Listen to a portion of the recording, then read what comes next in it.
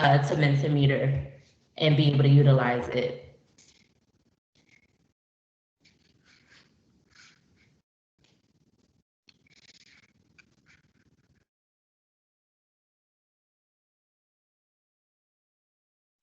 All right, we'll go ahead and get started.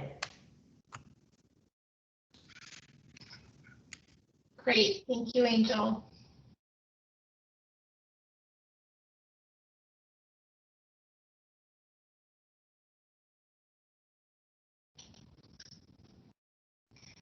Angel, it looks like there's a bit of a delay on the slide advancement. And I see Catherine Esser from the Women's Center has her hand up. Please go ahead and ask your question. Thank you. I'm entering this code on Menti and it keeps saying that this code cannot be found. All right, give me 1 second. I'm gonna troubleshoot that on my end. We have a few slides before we start actually having feedback, so we should be able to address that.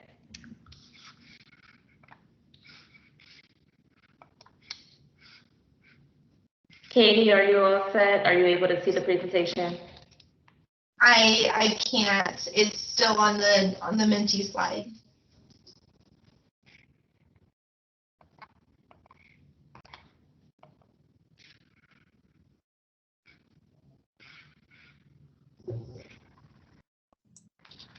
All right, I'll give you presenter control, Katie, if you want to go ahead and present it on your end if it's not advancing for you.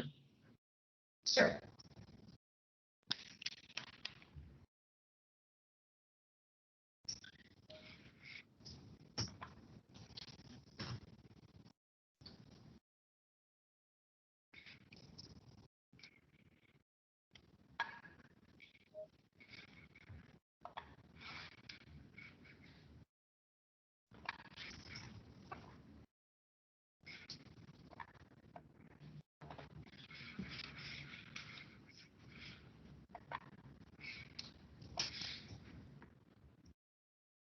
Apologies, folks, just give us a few minutes while we try to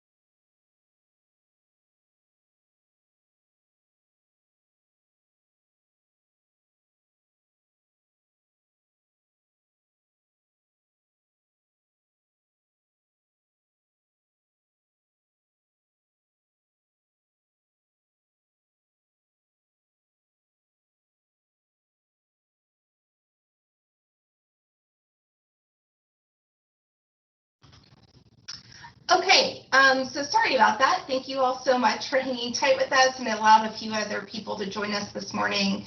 So we wanted to give you a quick overview about the project that we're actually doing with Tarrant County.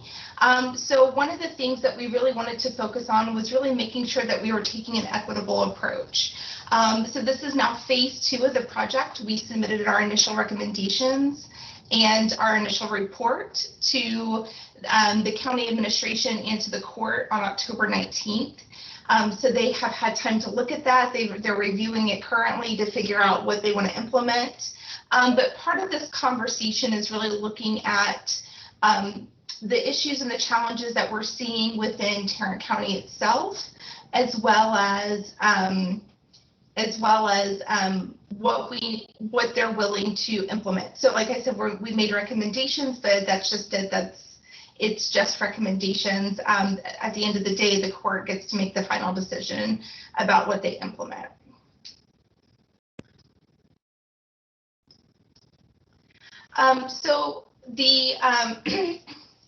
So what we found for community violence specifically within Tarrant County, and you'll hear more about this in depth from our presenters this morning, is that the main takeaways that we saw was that prior to COVID, we had about 1 in 3 women in Tarrant County who were experiencing some sort of domestic violence in their lifetime. We had 8 Tarrant County women who were murdered by their current or former intimate partner in 2019, and we had over 13,000 family violence incidents in 2017.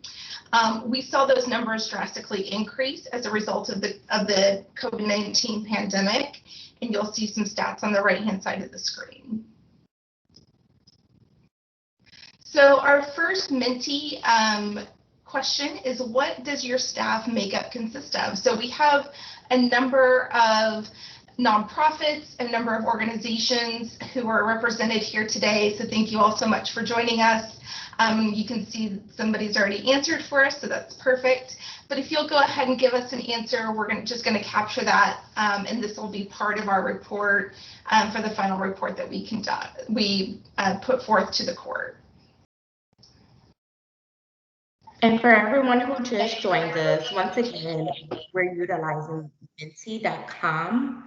Once again, that's minty.com, and it's interactive. You can utilize it on your web browser or your cell phone. And the code for our presentation is 9355-5834.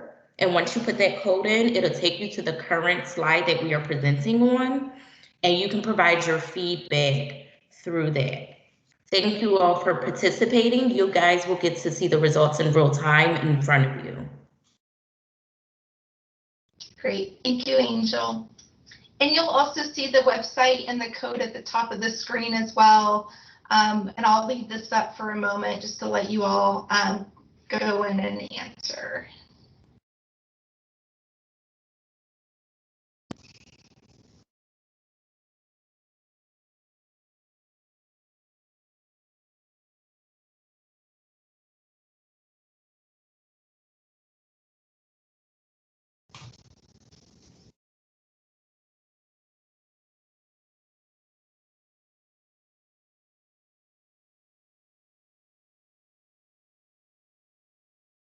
Okay, we'll go ahead and move on. We do have a really full agenda this morning, and I want to make sure that we give our presenters enough time to give their presentations. So with that, this morning our presenters will be Julie Evans from Alliance for Children. We also have our presentation from Safe Haven of Tarrant County, the Women's Center of Tarrant County, and VIP Fort Worth.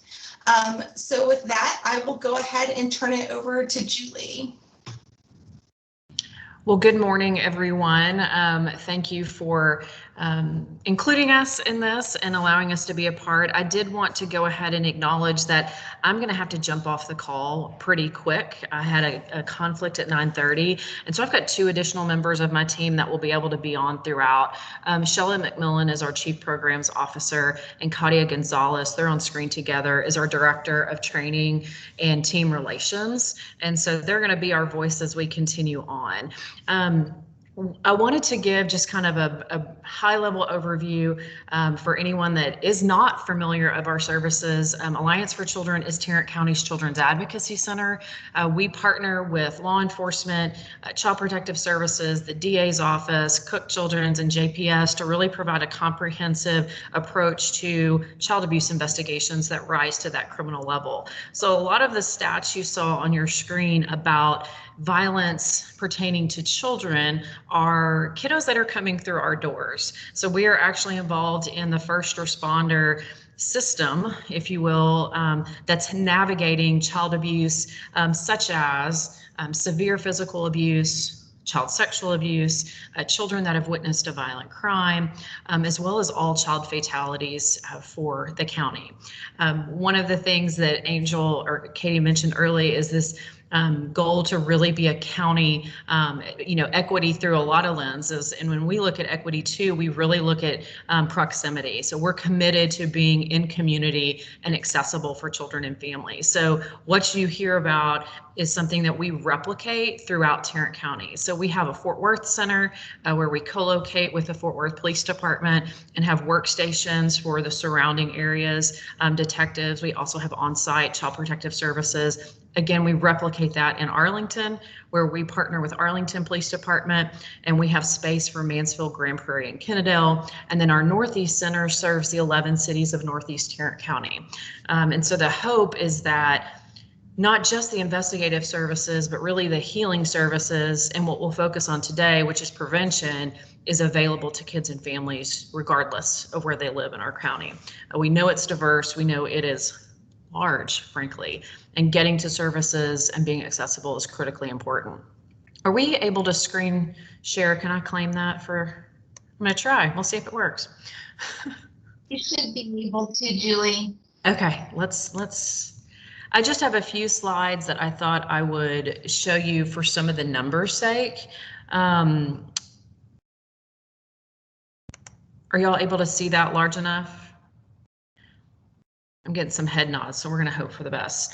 I think when we talk about numbers and talk about trends, we kind of wanted to give you this 5-year look at what we're seeing through violence as it pertains to kids and families. This also gives you a very vivid picture as to what happened during COVID. I want to point out that the years are not just calendar years, they're fiscal years.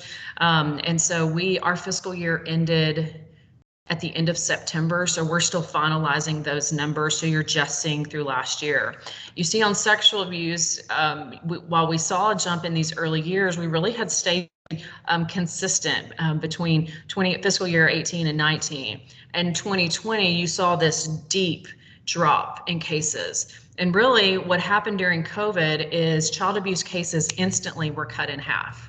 As we shut down our community, not only did we shut down schools, of course, but we also shut down the layers of protective adults that often have access to children that get kids on the radar of professionals like law enforcement and CPS. So things like churches, soccer coaches, grandparents, all at once lost access to our kids. So the biggest impact we saw that in initially was in sexual abuse.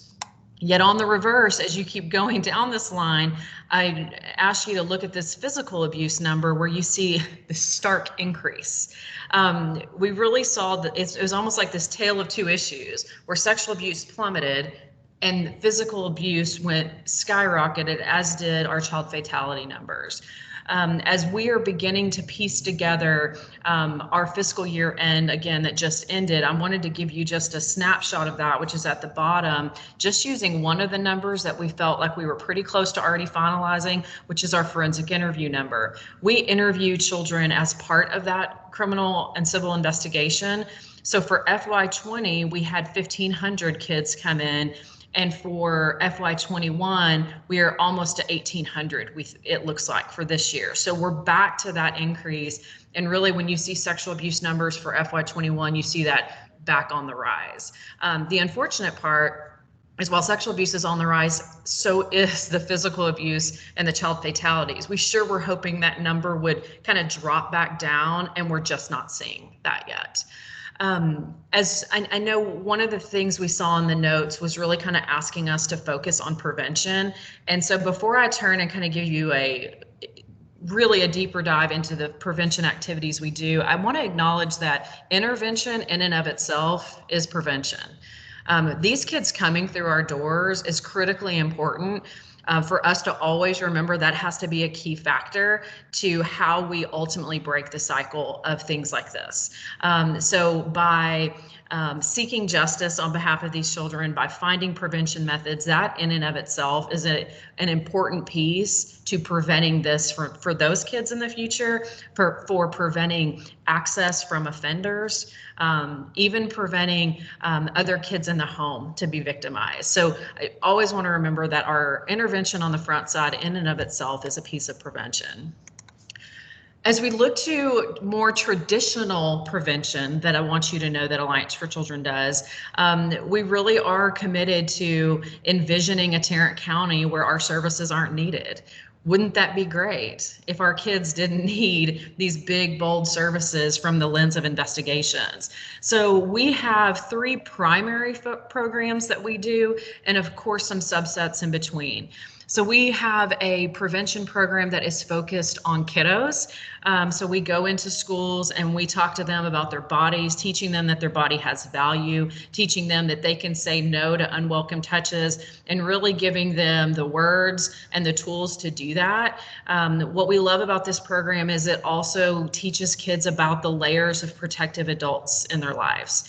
We know through investigation that there are times that kids tell somebody who then doesn't act on their behalf. So how do we then layer that with other protective adults and teaching them, mom and dad are great people to ask for help, but so are grandparents, and so are teachers, and so are school resource officers, and so are pastors, you know, kind of all the different people in their lives. So that's a program we do with elementary schools.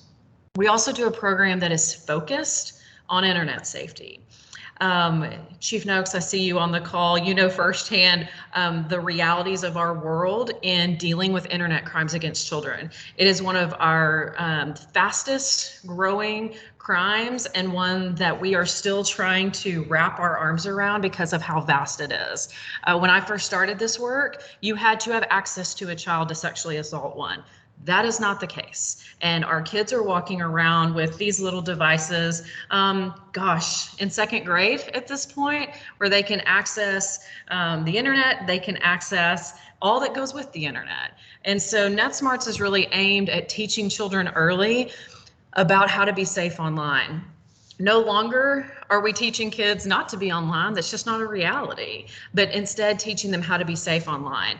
The amount of investigations we now see coming in the door that have a technology or internet component is astounding.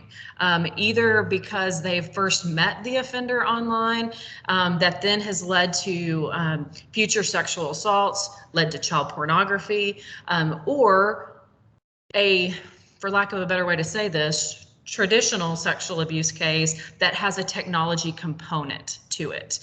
So an offender that is now taking pictures, taking video, and this is happening regardless of who the offender is. So literally we have dads that are videotaping sexual assaults to kids and then threatening kids with the video, saying they're going to release it online, and that's how they're keeping kids from telling.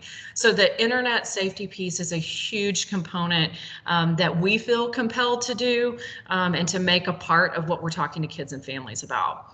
And then lastly is our adult education programs. While we love empowering children, we love giving them a voice and teaching them that their body really does have value. You would be amazed, and I'm sure Women's Center has seen this as well in their presentations that they're doing. A lot of our kids are sexually assaulted at a young age. It begins so early before they realize this is wrong. And it is happening by somebody often in their life that they know, that they love, and so they don't question that in the same way. Then they sit down and they realize, they get to elementary school and realize this isn't happening to everybody. Oh, dad isn't supposed to do that. And so we really value the power of teaching children and giving them their voice to be able to tell us if something's going on. And yet we know it's really going to take adults to kind of shift that professional responsibility to make a safer community, for us to make a safer Tarrant County. And so we have a curriculum as well that we do for adults. We've got curriculums for professionals in the field as well. Just to give you a quick glimpse as to kind of what that looks like for us, this gives you that same 5-year look, both for our kid education programs and then adult education. Of course, on this 2020 line, the majority of that was done virtual. We had done so much in person that then, you had to pivot. And so I think the pivot has taught us we can do a lot virtual, like all of us, right, in this world. So I think as we move forward, we will certainly be considering what do we keep and what do we not on that. So I'm going to try to stop sharing this now. And don't feel good about how to do that. No There worries. should be You can an take X control at the of it. top right side. Yeah, there is. And yet the only one I see is how to kick me out of it, the dismiss one. I apologize, guys. This is why I should have tested this and not. No worries. I can actually throw mine back up and it'll take care of that. Yeah.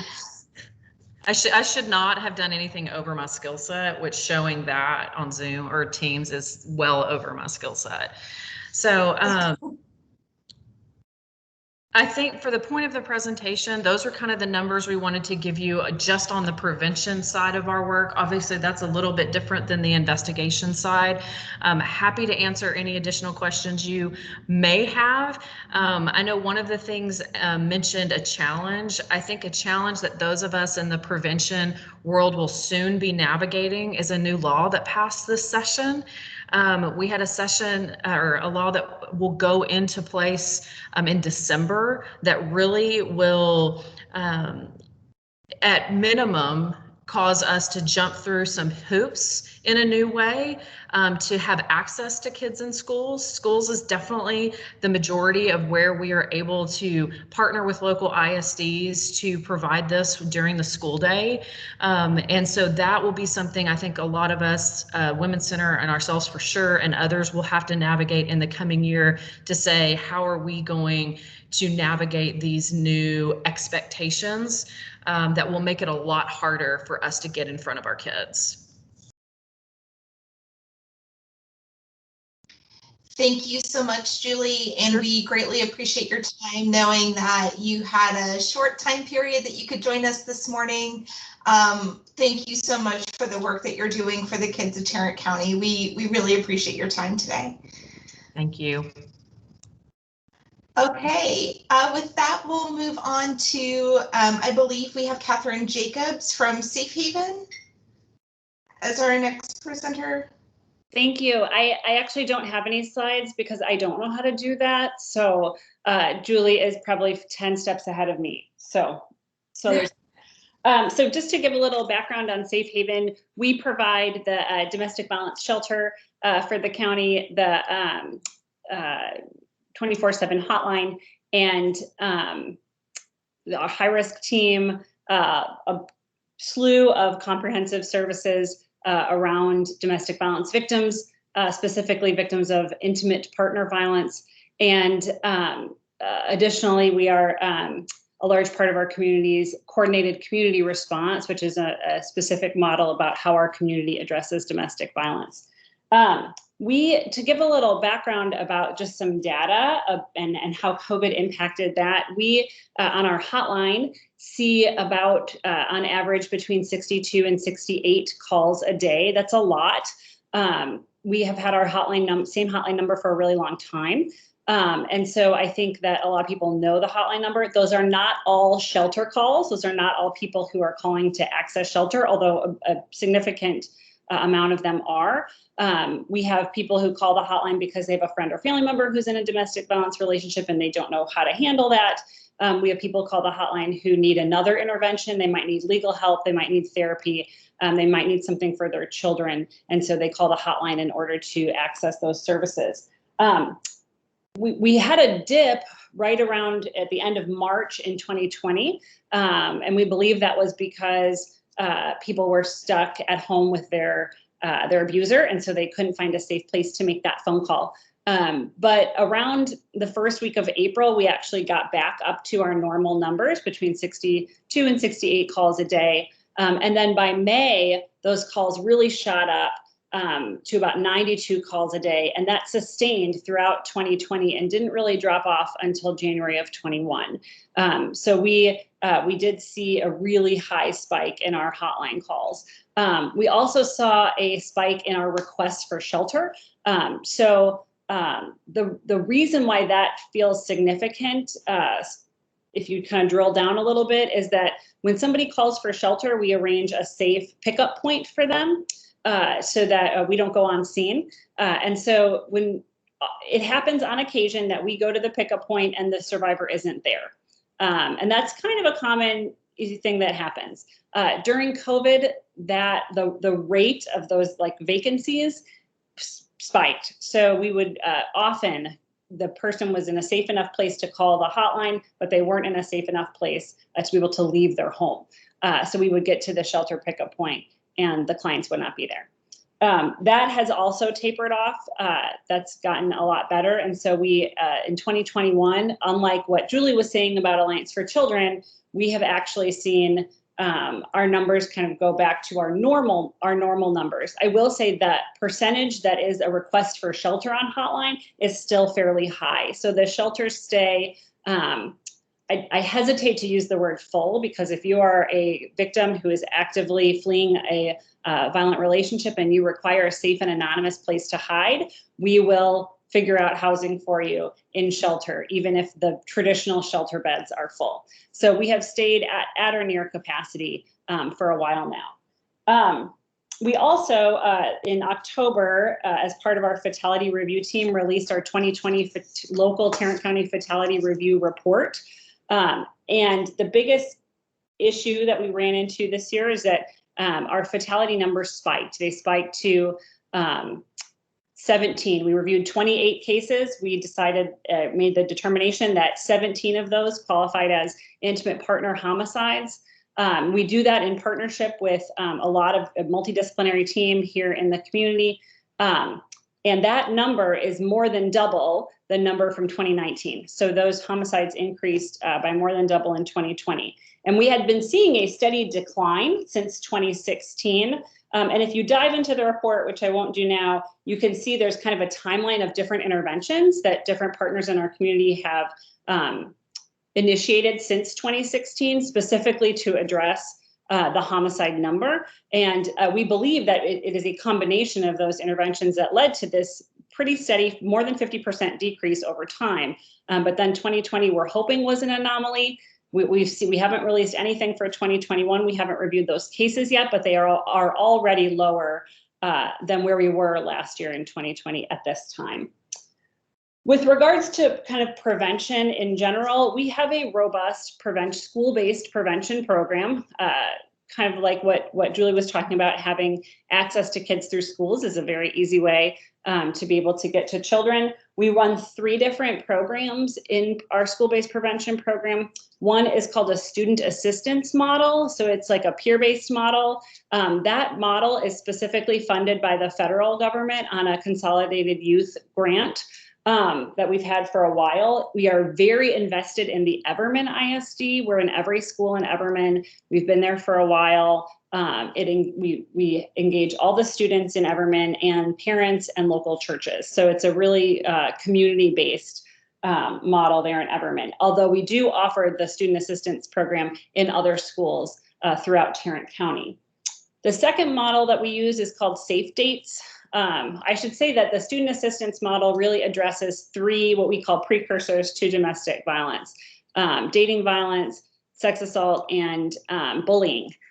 Domestic violence is about power and control. It's about one person who has power over another person, and they use that power to control a victim. And a precursor to that is bullying, because so much of bullying is about having power and taking someone else's power.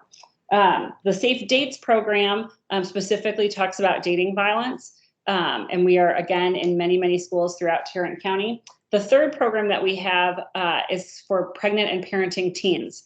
So pregnant and parenting teens are at a exponentially higher risk of being in a violent intimate partner relationship than those teens who are not pregnant and parenting. And so we've had that program for a while as well. We operate in several schools in Tarrant County on that. To Julie's point about intervention is prevention, I think that's also really important. We operate the largest accredited program for offenders here in Tarrant County. Serve hundreds of offenders every year through that program. It is called PAPE, Partner Abuse Intervention and Prevention. So clients come to us because they are sentenced to our program. Most of the clients come to us through a condition of their sentencing or their probation.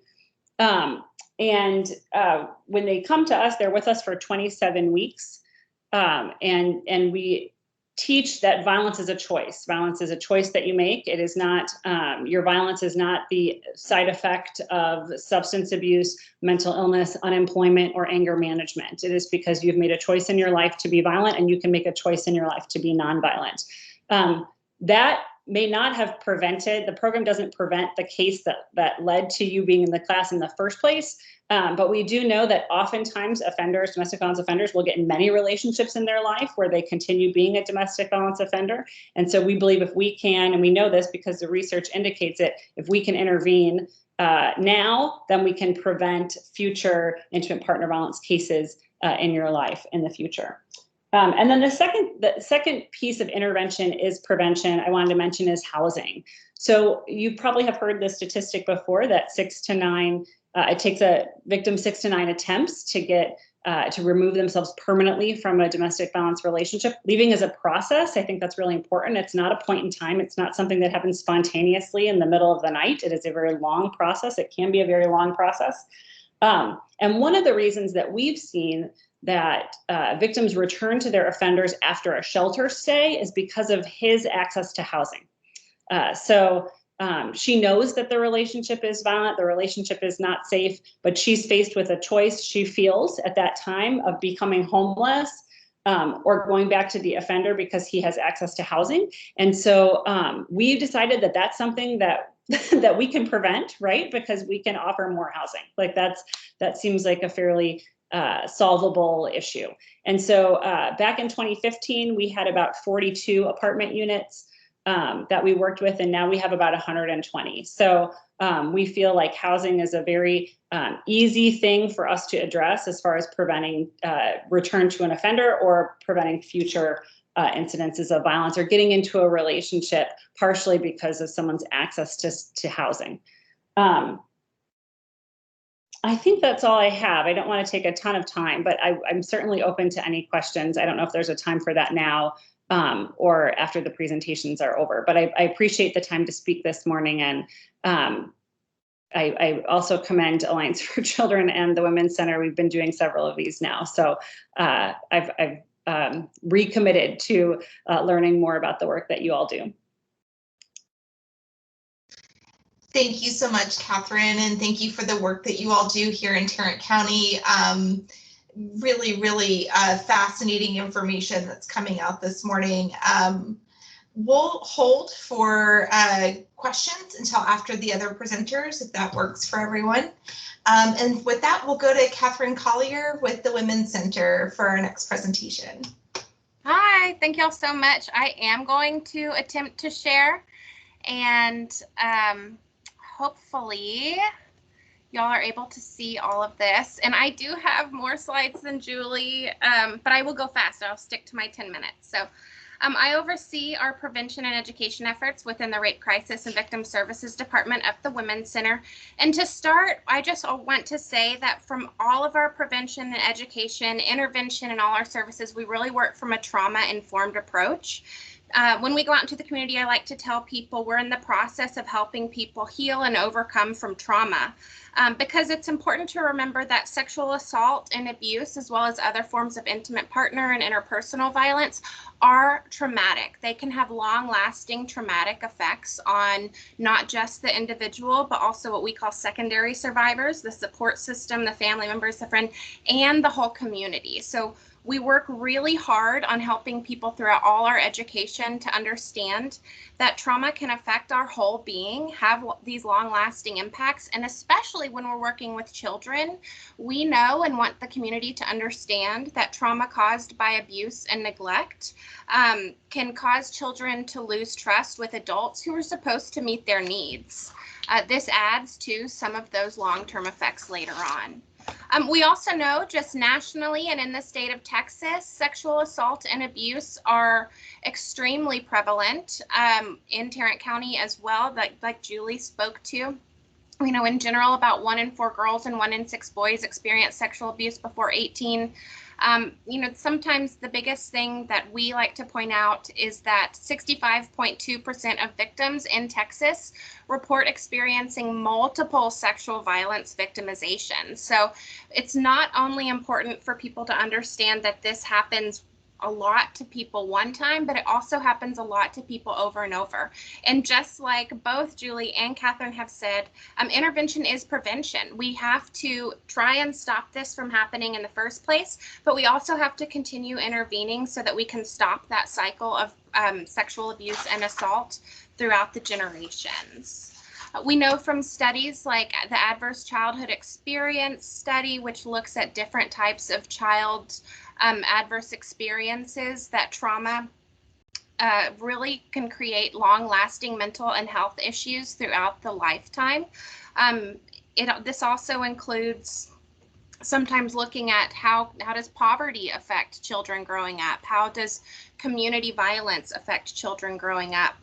And if we look at these ACEs, we can see nationally how often children are experiencing emotional, physical, and sexual abuse. So one of our programs really focuses on how to prevent these issues, because what we don't want to happen is have children have long-lasting disrupted neurodevelopment, long-lasting social, emotional, and cognitive impairment, and sometimes early death even due to more complex trauma and more complex ACEs, or the adverse childhood experiences.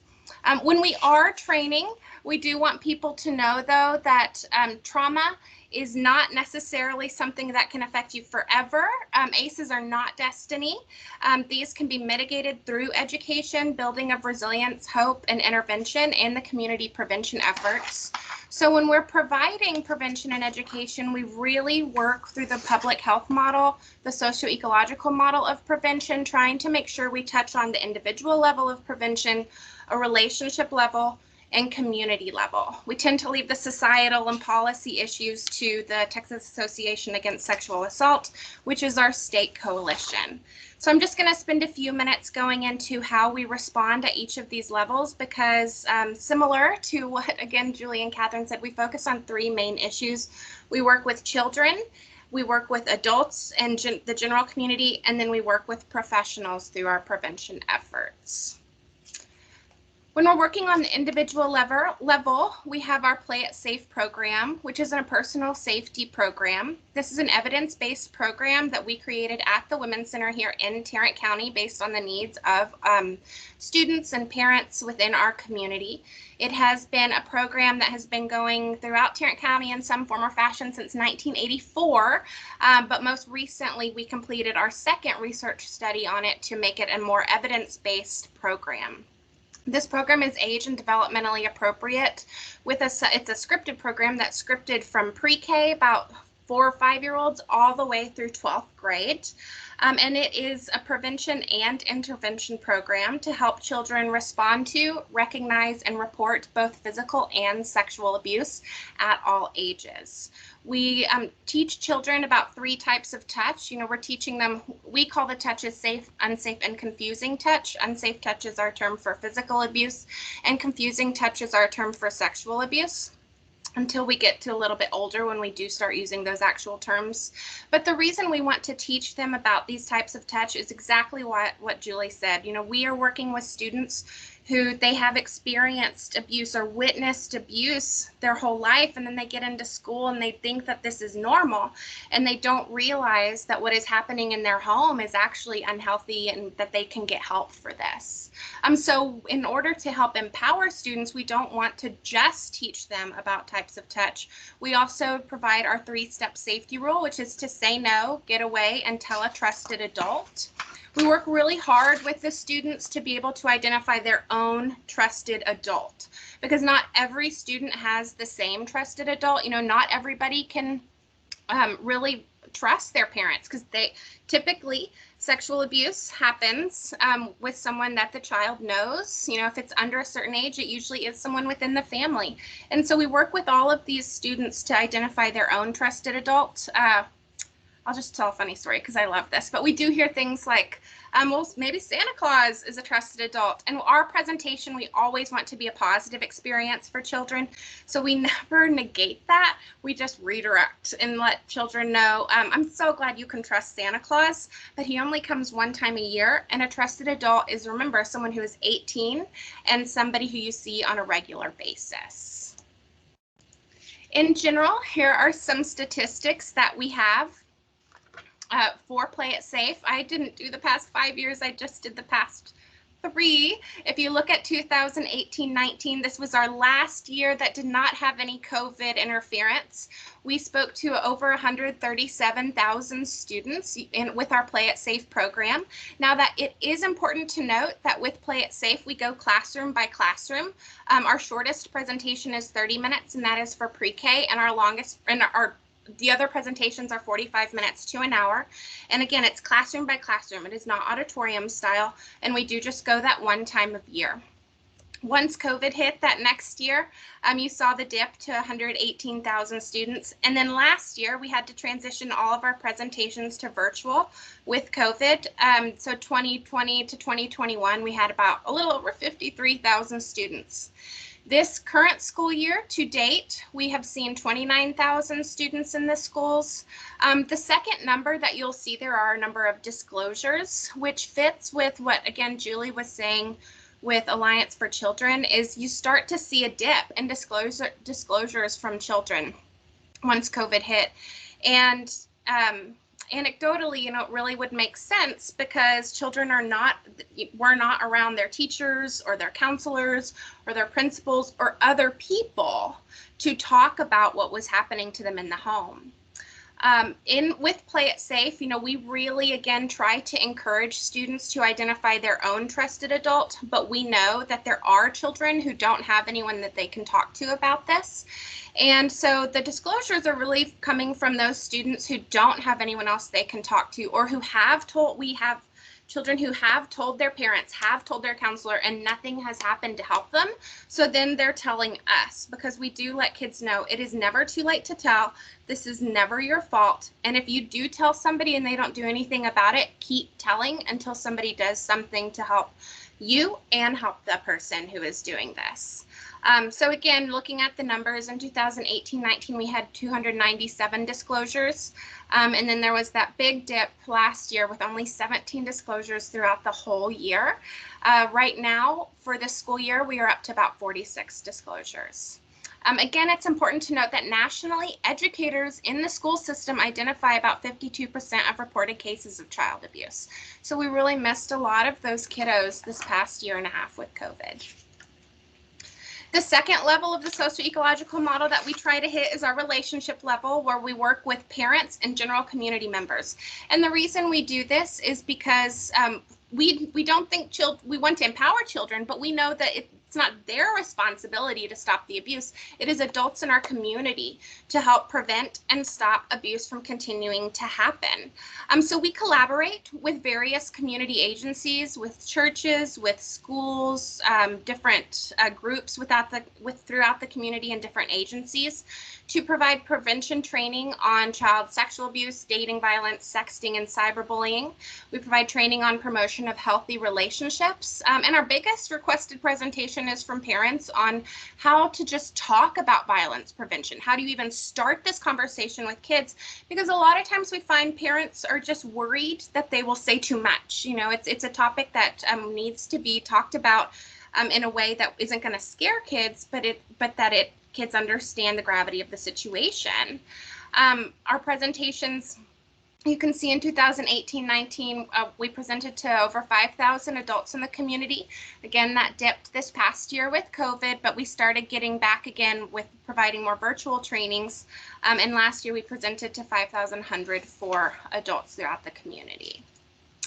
And then on that next level of the socio-ecological model, we work with, on that community level, with professionals throughout the community. If you remember that stat from teachers receiving about 52% of disclosures, it's really important for us to provide training on trauma-informed response to teachers and educators because of this, because we know that they are hearing from students and need to be able to respond in a way that that student knows that they are believed and that they can move forward in their healing process. So we provide training using TBRI, or trust-based relational intervention, which is an evidence-based practice and a trauma-informed practice created out of TCU, the Karen Purvis Institute of Child Development.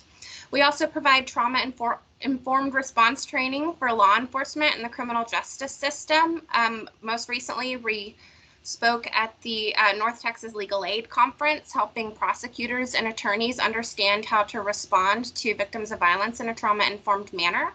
And then we also provide professional training through our monthly professional training series, which provides training on working with survivors of sexual assault and abuse in more specific ways. So how do you work with homeless survivors of sexual assault and abuse? How do you work with survivors who are part of the LGBTQ population? And really trying to touch on all of those pieces of who a survivor is, looking at a more intersectional approach.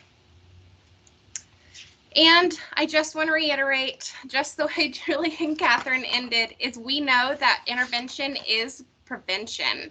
And in order to help people continue on that path of recovery, somebody has to intervene. And we don't just have to intervene in general, we have to intervene in a trauma-informed way. Because what we know is that if people provide a disclosure to us and we are able to hear that, if we believe them, then their body, their brain, all of those effects of trauma are automatically start to shift towards a healing process. So we want to help stop some of this intergenerational trauma from happening and be able to continue offering wraparound services for all of our clients. I think that's it. Wonderful. Thank you so much, Catherine, for your time this morning. We greatly appreciate it. From here, we're going to go to Pastor Rodney McIntosh with VIP Fort Worth.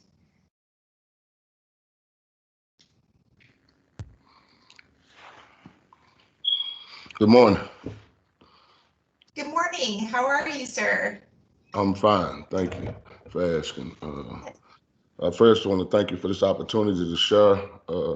I as well don't have any slides, but I will try to make this as impactful and brief as I can. So first of all, VIP Fort Worth stands for Violence Intervention and Prevention Fort Worth. We're not actually a county program, but we do understand that this county itself has a problem. In 2020, there were 196 homicides in Tarrant County, and 145 of those were committed with firearms, which you saw in the slide from the beginning. So that's 74% of the homicides in Tarrant County were due to gun violence. We also noticed that among the ages of 15 to 24 in Tarrant County, the homicides by firearm was the third highest behind accidents and suicide. So we understand we have a demographic of young people that are engaging in violent crime in Tarrant County. But when we look deep into those numbers, and it's good to see Chief on here because he actually kind of spearheaded this with me, as well as Ms. Kelly Allen Gray. But we noticed in Fort Worth, out of those 145 homicides, 112 were just in the city of Fort Worth. In 2019, Fort Worth had 70, and again in 2020 there were 112. So we all kind of came together and had a conversation about what we could do to curb some of the violence in the city of Fort Worth. So VIP Fort Worth was started on inventing, and our focus was truly just like urban locations.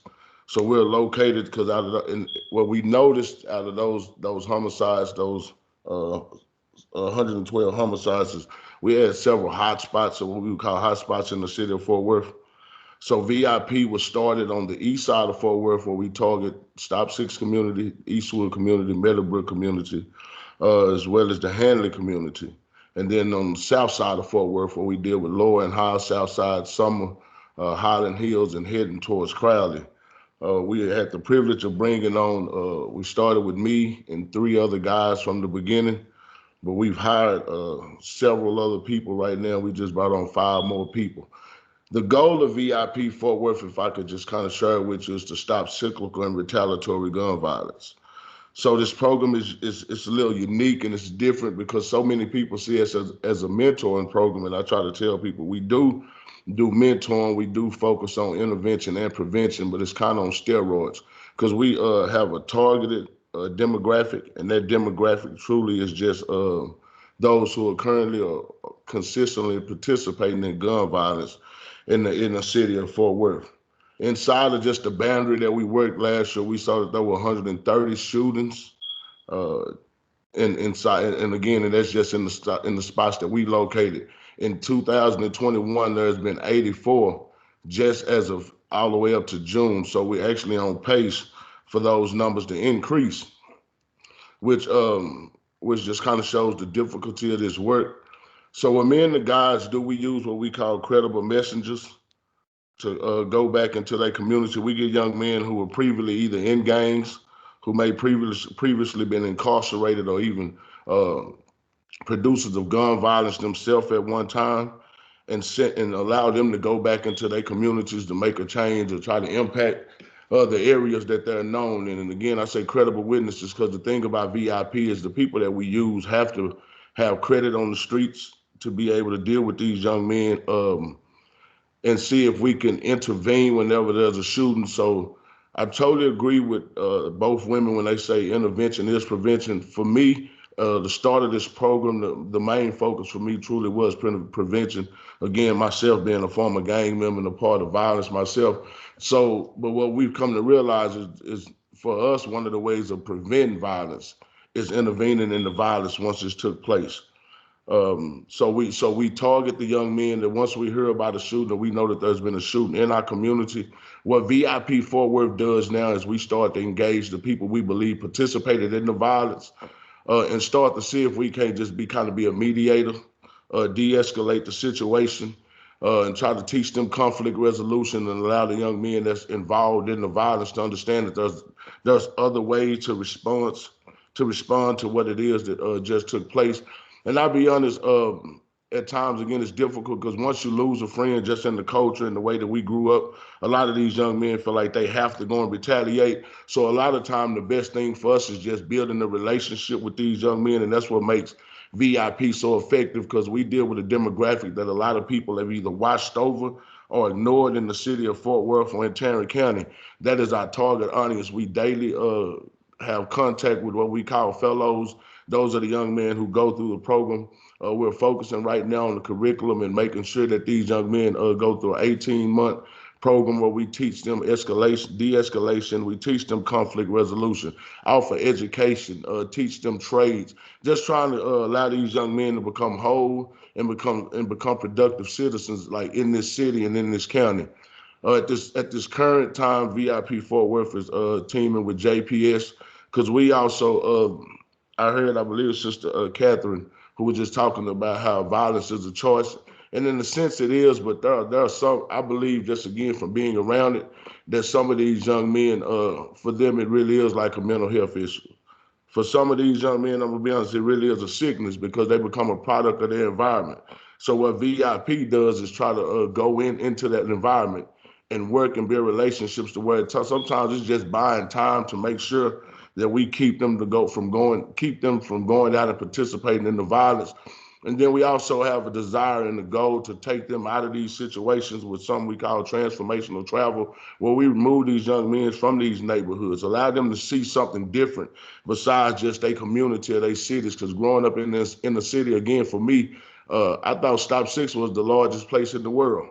It wasn't until I became a pastor and kind of broadened my horizon and was able to see other things that I realized it's so much value being able to see other parts of this world. So that is one of the goals of VIP, to get these young men out of these areas and show them that, man, you have more in common than you think, and you also, there's more to this world than what you see in the inner city. And some of the problems that we're facing, though, is that truthfully, man, it's just too much access to guns. And I know in Texas, man, you know, you have to kind of find a way to make sure people understand we're not talking about taking guns away, you know, from responsible adults. We're talking about getting guns out of the hands of kids from the age 11 to 29, because that's the target age of young men in the VIP. We deal with young men from 11 to 17 on the juvenile side and 18 to 29 on the adult side.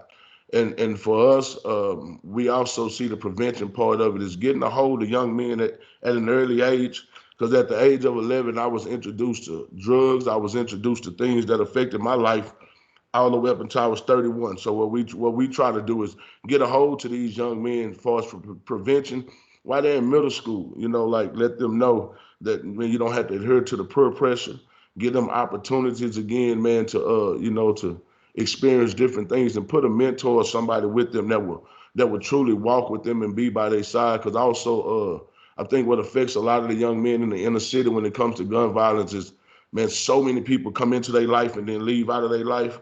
There's no male affirmation. There's no male role model. So VIP Fort Worth is trying to put into our community male role models, respected men who, again, once lived a life, but can show these young men that it is possible to transition out of that life and do something else. So that's one of the things for me as well, is making sure that we hire people of good character. We hire the right people to do this job, but again, we also hire people that's credible, that can affect change in these young men's lives. We have actually engaged close to 300 young men, not all being shooters, but some of them shooters, and then just friends of shooters, or people that's just around. A number of known suspected shooters we've engaged just consistently is 54. And that's the thing for us, that's what makes this program unique, is again, we're consistently dealing with young men who may have guns on them at the time that we're talking to them, who may have just lost a friend, and we literally just had them in our car riding and just trying to get them to calm down. Just to kind of give y'all a story, I had a guy that worked with us one day. He calls me and he says, man, I'm here to pick up, you know, this young man. I don't want to use his name, but he's like, man, everybody got a gun. And to be honest, you have to remember, this guy's a convicted felon himself. I say, man, that's what comes with this job, man. We've decided to take a job that's not normal, that's different, but we believe is needed. So I told him, put him in the car. Man, I meet you at this restaurant, man. We took him out to eat and sat and talk. And we've had several stories where we had young men just tell us, man, thank you for coming to get me, because my mind was in the wrong place. So I truly believe VIP Fort Worth is being effective. I believe it's needed. And I also believe that we need people outside of those of us that do this work to understand the value of the work, right? And so we also say one of the things that we're facing, or the difficulty, is to get people to understand that the young men that we're dealing with, yeah, they may be criminal at times, they may do criminal activities, but they still deserve a chance at life, right? And we just want to be the median to try to get them that opportunity. Thank you for letting me share. Thank you so much, Pastor, for sharing your experience and also the work that you guys are doing here in Tarrant County as well. Let me share my screen again. So I mentioned earlier that we've already submitted our interim report to the county administration's office. Within that report, we made a couple of recommendations. And this was based off of the one-on-one conversations we had with a couple of different programs and organizations. But specifically, just very broad term, we recommended direct grant programs to expand evidence-based domestic violence, child abuse, sexual violence, and community violence prevention programs, much like what you've heard today. We also recommended to provide financial assistance and legal support to people requesting protective orders against abusers.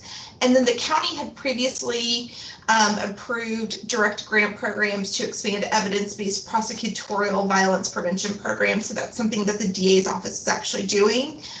We made the recommendation to do the other side of that with really using trusted community messengers like Pastor McIntosh was mentioning, and really doing that initial prevention work so that they don't get to that prosecutorial side of the house.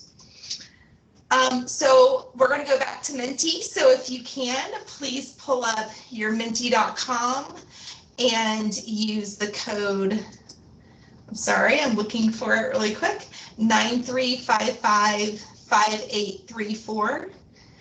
And if you could just tell us in a few words, what have you seen change in your community's immediate needs and priorities over the last 18 months? And we'll give you all a few minutes to type that in for us.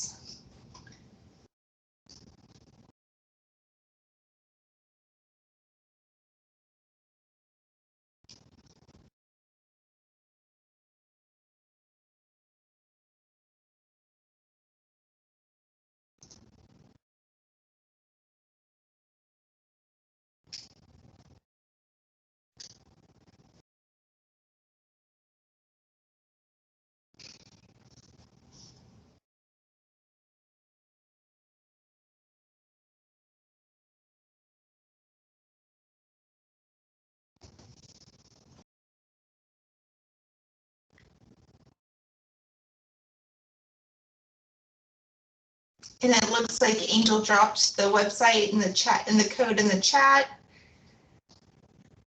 And we see some information coming in. So need for swift access to justice. Smaller organizations with really good programs need financial support and help with grant funding. We've seen that as well.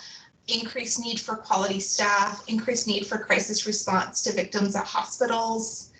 This is all really good information. Thank you all so much for putting this in.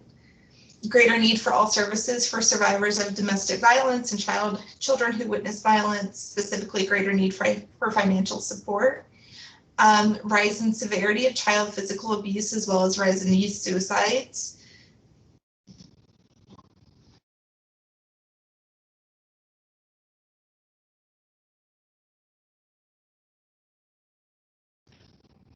Increased need for safe and secure shelter for youth. Mental health needs has increased. Focus has been on physical health safety due to COVID, and mental health has suffered. Okay. We've heard a lot about mental health over the last 2 months as well during our initial interviews that we conducted. We're actually doing a separate roundtable for that. The date's still TBD, but I'm sure a lot of you will probably receive an invite to that as well, as these two worlds tend to overlap.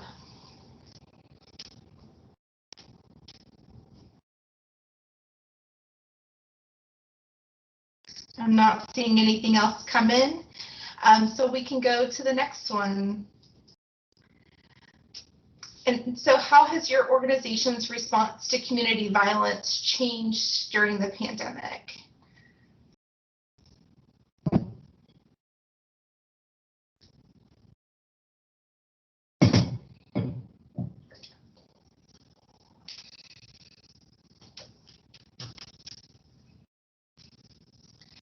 I know during our initial conversations, we heard a lot of people say that they had to pivot and do things virtually, which they had never done before.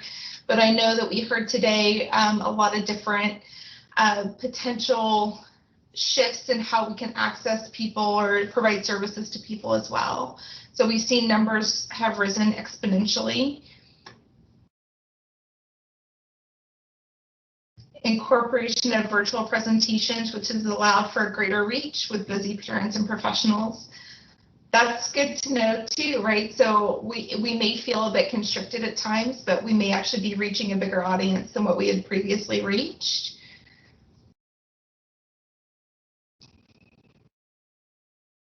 Thank you, sir, for joining us. I see your comment.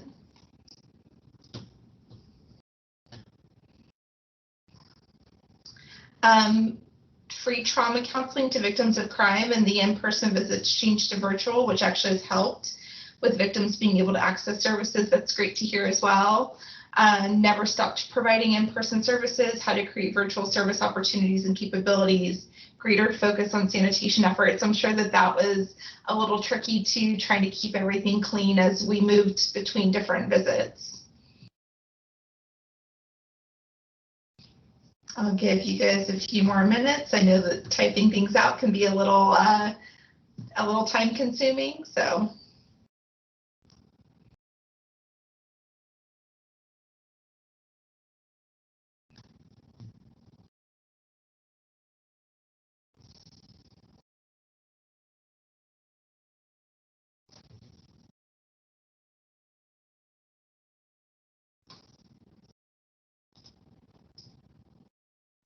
Okay, so we're going to ask you to prioritize programs. There's a pretty good representation from these 5 areas.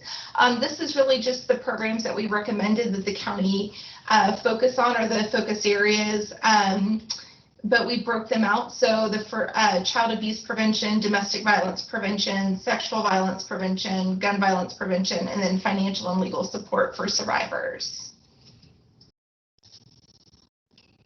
And if you can still use that menti.com and the code.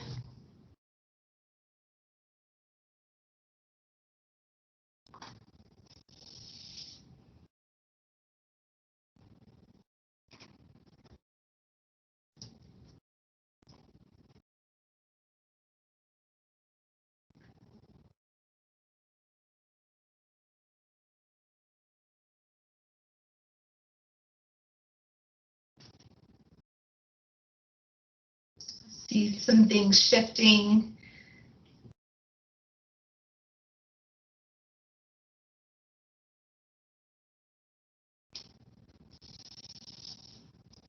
All right, thank you so much for that feedback. We'll go to the next one. And then based off of the recommendations that we made to the county, are there any other recommendations you would like to see us include? As I mentioned at the beginning, of course, these are just recommendations, and the county administration's office and the court make the final decision about how the money is going to be spent. But within this community violence space, what else would you like for us to see addressed? Support for offender services. Great. Thank you for that.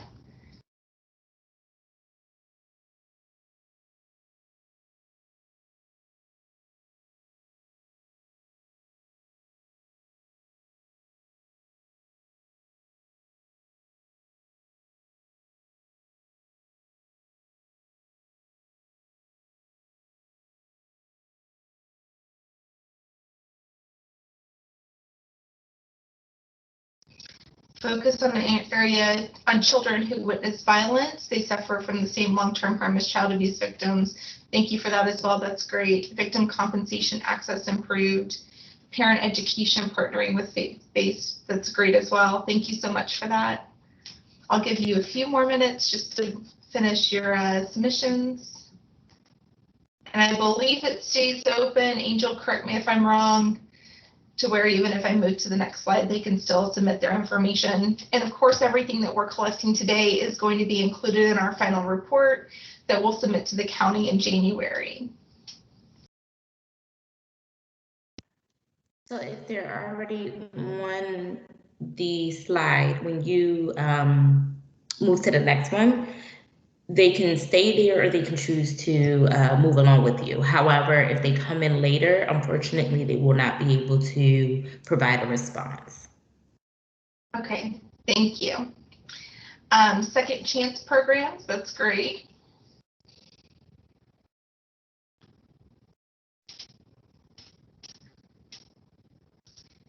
Focus on multidisciplinary approach to serve victims of abuse and violence.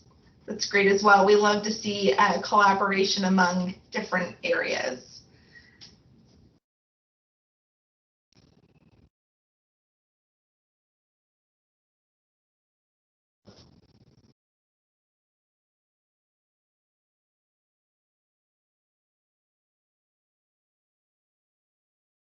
More funding for gun violence prevention. Great, thank you so much for that.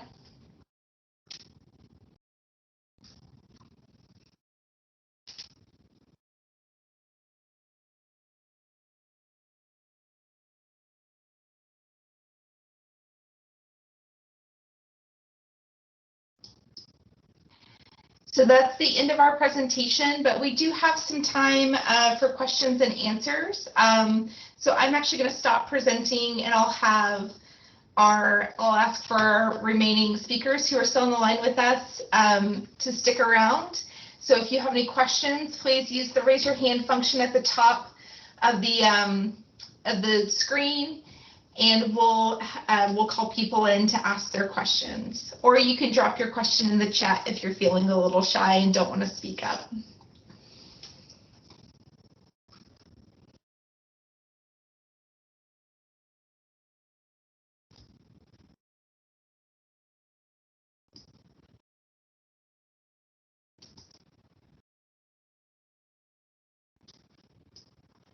Any questions for our presenters today?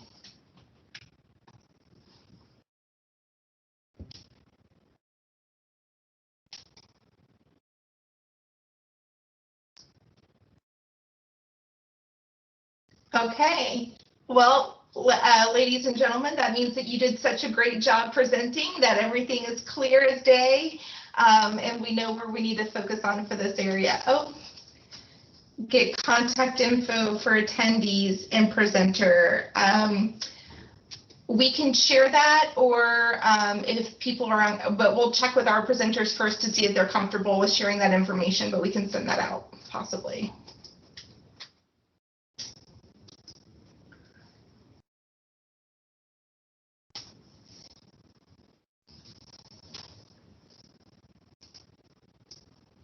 Any other questions?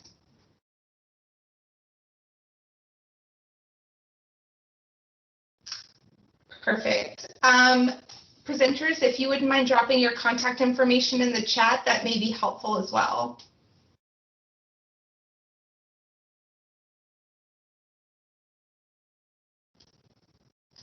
Thank you, Catherine and Catherine.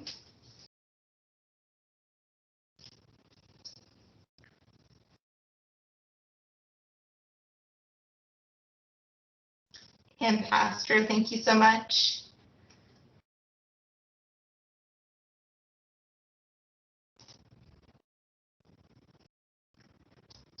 Well, folks, if there are no other questions, thank you so much for your time and attendance today. We greatly appreciate it. Please keep an eye out or send us any other recommendations that you have. We're happy to receive those through email. My name is Katie McCoy, and my colleague Angel Roebuck is also on the call. Our emails are on the invite, so please feel free to send us an email if you need anything else from us. Thank you so much for coming today. We greatly appreciate it. Enjoy the rest of your day.